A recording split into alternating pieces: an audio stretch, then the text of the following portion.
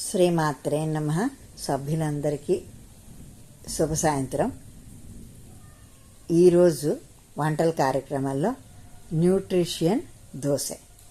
దీనికి కావలసినవి మినపప్పు అరకప్పు, బార్లీ అరకప్పు, బియ్యం కప్పు, పెసరపప్పు 2 టేబుల్ స్పూన్లు, శనగపప్పు సోయాబీన్స్ అరకప్పు చొప్పున, నానబెట్టిన మెంతులు 1 టేబుల్ స్పూను, అటుకులు 1/2 కప్పు, జీలకర్ర 2 టీ స్పూన్లు, ఉప్పు తగినంత, చీజ్ తురుము 50 గ్రాములు, కొత్తిమీర చిన్న కట్ట, నూనె కొద్దిగా, క్యారెట్ తురుము 4 టేబుల్ స్పూన్లు, పచ్చిమిర్చి తరుగు టీ స్పూను, ఉల్లి తరుగు 1/4 కప్పు.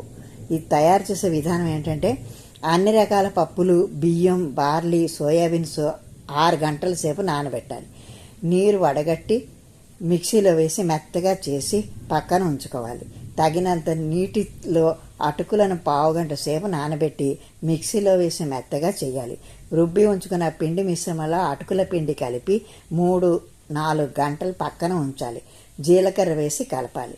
స్టవ్ మీద పెనం పెట్టి వేడయ్యాక పిండిని దోశలా వేసి, పిండి పచ్చిగా ఉండగానే పైన క్యారెట్ తురుము, ఉల్లి తురుము, పచ్చిమిర్చి తరుగు కొద్ది కొద్దిగా వేసి బాగా కాలేక రెండవ వైపు తిప్పి కూడా కాల్చుకోవాలి. ఆ తర్వాత తింటే ఉంటుంది సూపర్. మళ్ళీ మళ్ళీ చేసుకు తినాలనిపిస్తుంది.